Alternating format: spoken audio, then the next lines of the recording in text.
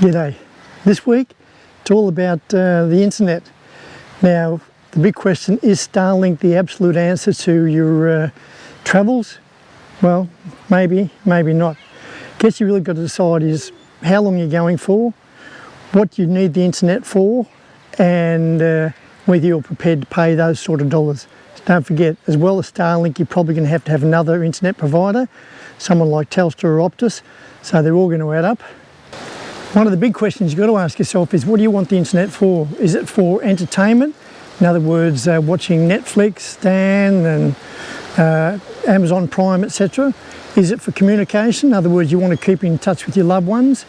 Is it for work? Is it for streaming? Is it for uploading videos up onto the internet? There's a lot of questions there, and once you've answered those, then you can work out what's the best solution for you.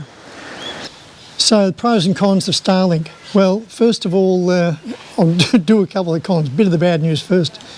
It's not that easy just to pull over the side of the road. Now, it's unlikely you'd be travelling with teenagers, but they're probably going to be pestering you. Oh, I don't have reception, I don't have reception. So if you say, right, I'll just pull over, set up the Starlink. It's not really that easy. You've got to get the panel out. Then you've got to connect the cable, run it in through the window or through the door or somehow into the caravan, plug it into the router, wait for the signal to come true, make certain you haven't got any trees in its way and all that sort of stuff, and then boom, oh yep, we're on. And then hope you don't have any dropouts, which they certainly used to happen about a year ago. It's probably got a whole lot better. So that's all a bit of a con. And the other thing is the cost. Wow, it's eye-watering. It's not so much it's so expensive to have. Well, it's $179 to about $200 a month, but it's just the fact that you've got that. Then you've got your Optus. Say if you're travelling with a couple, maybe you've got Optus, Telstra, and that. So you're paying a lot of dollars. But for some people, not a problem. Money's no object, so they just carry on. So their considerations for whether it's really great or whether it's going to suit you. And the other thing is, if you're in the eastern states, Victoria, New South Wales, Queensland, it's a pretty good chance that most of the time your phone, with is either Optus or Telstra, the phone's going to pick it up anyway. Especially if you've got 5G, you might even find it's pretty fast. So they're all some options whether you should or shouldn't go for Starlink.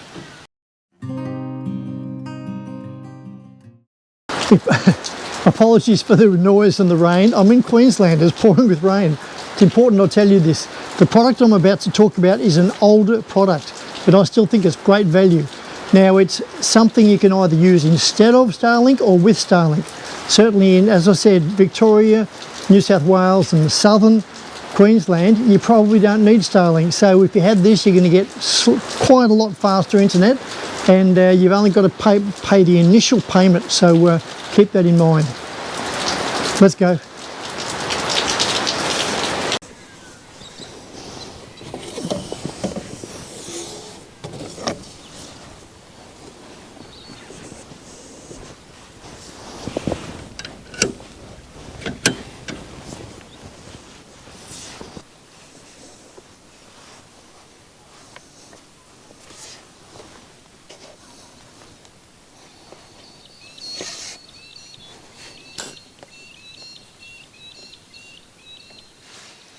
Very important part. So that sometimes gets a little bit jammed, but that's easy to fix.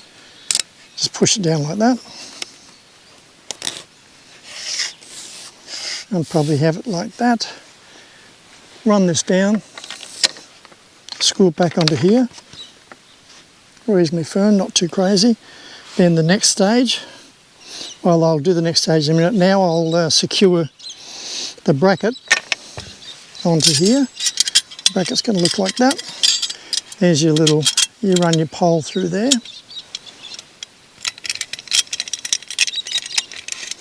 And then tighten it up by hand.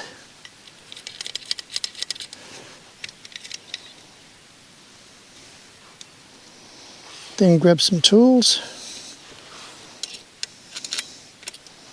Just right. So we're going that way.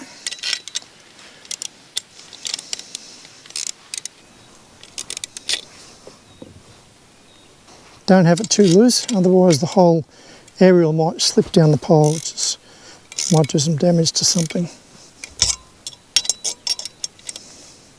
There's the aerial. It's called a MIMO aerial. Okay, take off all the cable. And that bracket slides up into here, like so. Loosen each of those 4 bolts. Now this one I wouldn't do too tight. Again, it could damage it because it's only sitting up there, basically resting down on it. Okay, this one here is the one you want to have tight because you don't want that sliding down the pole. Okay, I think we're about ready. All right, now we're ready to stick it up.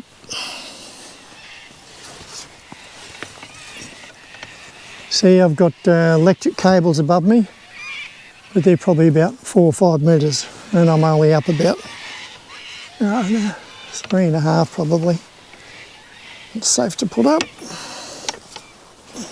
I'll go and plug this into the side of the caravan. This is where I'm plugging it into. I'm screwing it into. So I hold this and keep it loose rather than pull down on it. Just an easy screw on. Again, just firm's fine. Then I'll tidy up the cabling, probably loop it onto the back of the bumper bar, just to make it tidy, so I don't want it sitting way out past the caravan and people tripping over it. And there it is, sitting up nice and high. Hopefully get some sort of reception. Here's the comparison between without the kit and with the kit. In other words, I'm without the kit, I'm just using the phone all by itself. With the kit, which is the antenna and the pole and the Nighthawk router, you can see the difference. There is some pretty remarkable difference. So check that out.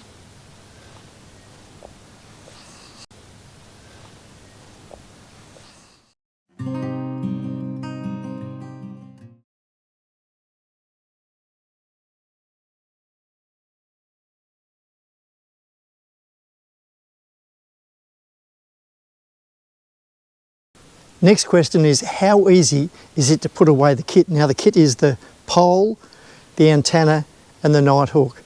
Pole goes in here.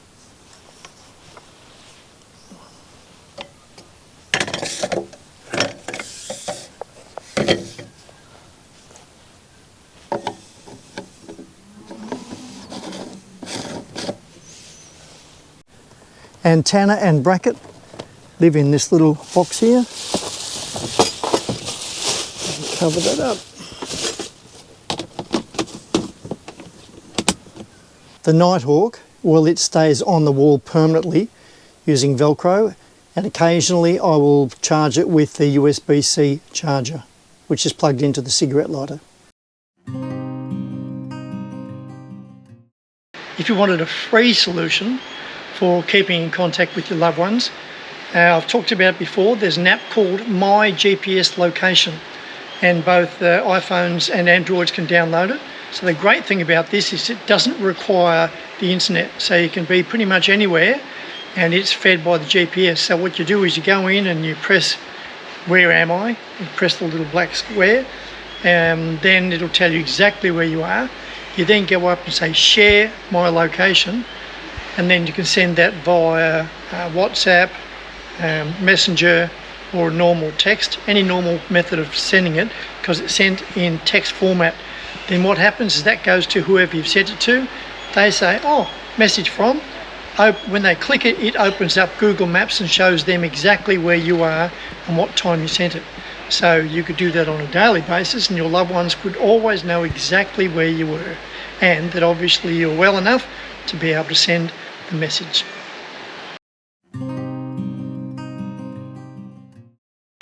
If you're after a solution where you can send messages or send emergency messages, then Garmin's InReach is certainly an alternative. So, but basically the way that works, you buy the unit and then you set up an account with them. I think it might be $50 a year, something like that. Then on a monthly basis, I think again it's about, I can't remember, about $25 a month. What that allows you, that gives you so many texts or so many characters you can send to anybody, basically anybody in the world. So the way you can do that is if you're out stuck and get bogged and you think, oh, I might die, I might perish, then you press the emergency button on this. It then sends out a text using the satellite, the same system as the satellite phones. It uses that, and that goes out to the emergency people. They will then send you a text back and say, what's the drama?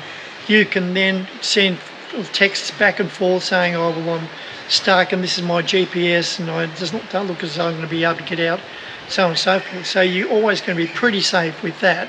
It's like having a sat phone, but you can't talk, you can only text. And also there's a little added feature, you can send text back and forth to loved ones, and so long as it's no longer than a certain amount of characters, then you can send that back and forth. And there is a cost to that, but it is pretty minimal. Good morning, top of the morning to you. Now you may notice something different, something missing from the caravan here, and that would be the tow car, the Ranger. It broke down last night and basically so I'm without a car to tow the caravan. Staying in a beautiful place in Runaway Bay in the Gold Coast.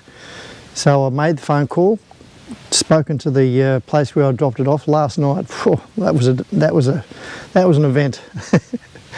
I've spoken to them. I'm just waiting on the basically the breakdown of what they can and can't do and how they can fix up the car so I can get back on the road. I'm relying on your memory and imagination, because some of these components I can't show you because they're back in the car, which is at the mechanics after the breakdown. So you will need to buy a Nighthawk. Now I've got the M5, that's not available anymore. The new one is the M6 or the M6 Pro. Apparently the M6 Pro is drop dead pretty good. So, but because I don't have it, I can't test it. So certainly if you can at least get an M5, that'd be great. You can get them M5s and M6s, I think, second-hand online. And the other thing you'll need is a telescopic pole.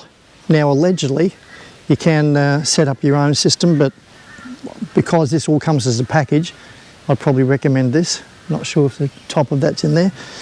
So you need that, you need that.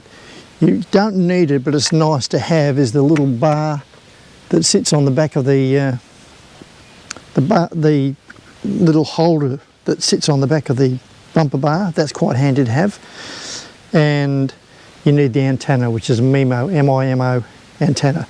But if you get the whole package, you've got everything you need. And I really think it could save you quite a lot of money. It certainly saved me a lot of money in the last 2 or 3 years. So that's the package. Oh, I almost forgot. There's this pole carrier. They're fairly easy to get hold of. They're about $100. You can get them in, I think, 100 mil, 150 mil. I'm not even sure what mine is. And you have the little thing to screw on the end of it. Now, even if you didn't want to have it for this particular setup, it's probably not bad to have for if you want to carry fishing poles. That's American call them fishing poles. What do we call them? Fishing rods.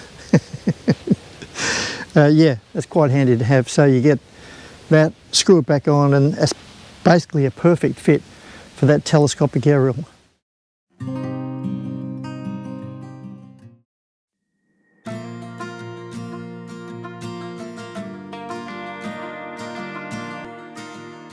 Here's a little help, hopefully. I just managed to negotiate a 10% discount on this product. I get nothing, so you're getting as much discount as I can possibly get for you. And don't forget to mention you saw it on all-wheel drive. Good luck.